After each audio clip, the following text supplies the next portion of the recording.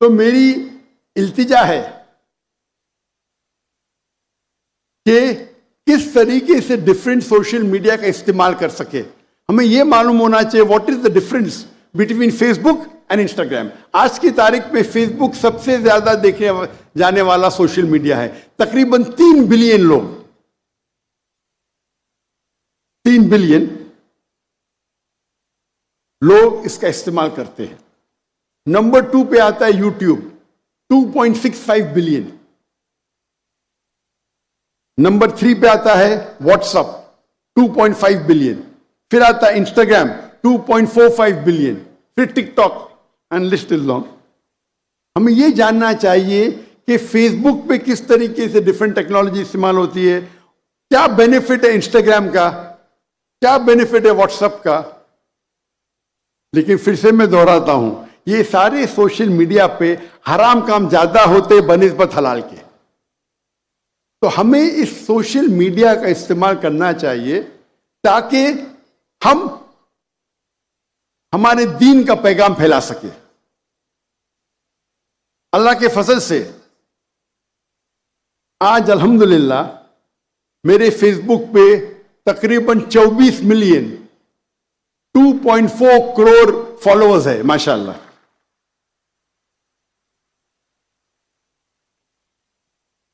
लेकिन जैसे टेक्नोलॉजी बढ़ती है और वो जानने लगते कि आप दीन का काम, इस्लाम का काम कर रहे, वो आपको शैडो बैन करते हैं।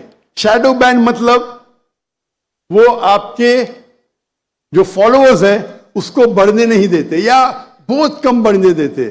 जब शुरू किए थे हमने, मेरा फेसबुक बैन हो गया था, तो 2013 में हमने फिर से शुरू किए। एक साल में 4 मिलियन, दूसरे साल में 8 मिलियन पहुंच गए, तीसरे साल में 12 मिलियन, यानी एवरेज हर साल में 4 मिलियन बढ़ते थे। लेकिन 2017 के बाद एक साल में 1 मिलियन, अभी एक साल में 1 लाख या 2 लाख ही होते। इसे कहते हैं शैडो बैनिंग।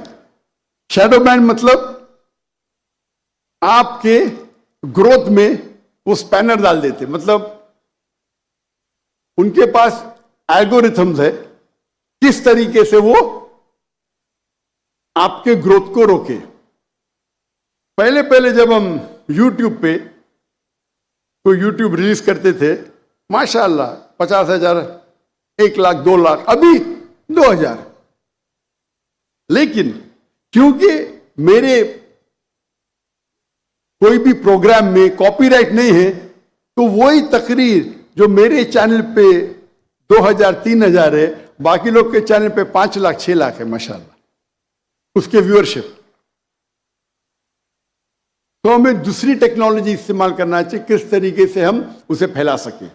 अफसोस की बात है कि जितनी टेक्नोलॉजी है या जितना मीडिया है, अक्सर वो यहूदी के हाथ में है। अल्लाह ने हमें ब्लैक गोल्ड दिया है। मुसलमान मेरे नजदीक आज दुनिया में जो सबसे अमीर इंसान है वो मुसलमान है। अल्लाह ने उन्हें ब्लैक गोल्ड दिया, पेट्रोल दिया है। अगर हम इसका सही इस्तेमाल करें तो इंशाअल्लाह हम मीडिया को कंट्रोल कर सकते हैं। लेकिन हम हमारा पैसा गलत चीजों में जाया करते हैं।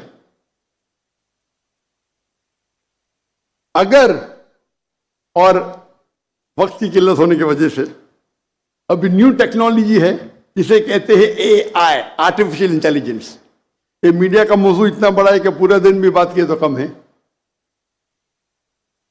अभी लेटेस्ट नहीं बोलूंगा मैं, लेकिन लेट टेक्नोलॉजी है AI, आर्टिफिशियल इंटेलिजेंस,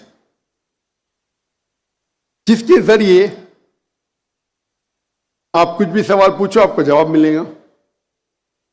जो ग्राफिक इतना डिफिकल्ट था आज आसान हो गया। आप कुछ कॉपी करना चाहते तो आसान है, कोई चीज को प्रोड्यूस करना चाहते आसान हो गया। इसके कई फायदे हैं। और अभी न्यू लेटेस्ट आ रहा है QAI। वक्त की किल्लत है, लेकिन हम मुसलमान इसके ऊपर आर्टिफिशियल इंटेलिजेंस टेक्नोलॉजी के ऊपर रिसर्च नहीं कर रहे हैं, नहीं के बराबर।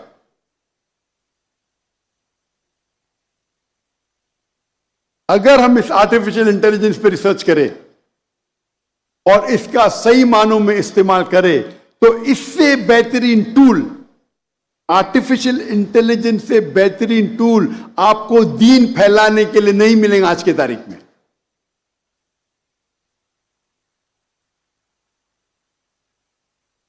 और माशाअल्लाह मैं जानता हूं कि पाकिस्तान भाइयों में जो जज्बा है, और अक्सर में पाकिस्तानियों से मेरी मुलाकात होती है, चाहे सऊदी अरेबिया में हो, दुबई में हो, यूके में हो, चाहे मलेशिया में हो, मैं देखता हूं माशाअल्लाह दीन का जज्बा उनमें है। उम्मीद है कि आप इस जज्बे को लेके अगर एक पूल बनाएंगे और आर्टिफिशियल इंटेलिजेंस पे रिसर्च करके इसको दीनी दावती मैदान में इस्तेमाल करेंगे तो इससे बेहतरीन काम नहीं हो सकता। पाकिस्तान एक वाहिद मुस्लिम मुल्क है जिसके पास न्यूक्लियर टेक्नोलॉजी है, अल्हम्दुलिल्लाह। मेरी ख्वाहिश है कि आप आर्टिफिशियल इंटेलिजेंस के ऊपर भी इंशाल्लाह रिसर्च करें और इसको दीन को फैलाने के लिए इस्तेमाल कीजिए, ताकि इसका अजर हमारे पूरे कौम को मिलेगा। इसी के साथ मैं इस तकरीर को ख़त्म करता हूं और अल्लाह से दुआ करता हूं कि हमारे जो भी कुछ छोटी खिदमत है उसे कबूल फरमाएं, और मैं दुआ करता हूं अल्लाह ताला से कि हम सबको इंशाअल्लाह आखिरत में जन्नत में मिलाएं। आखिरत दावाना अल्हम्दुलिल्लाह रब्बिल आलमीन।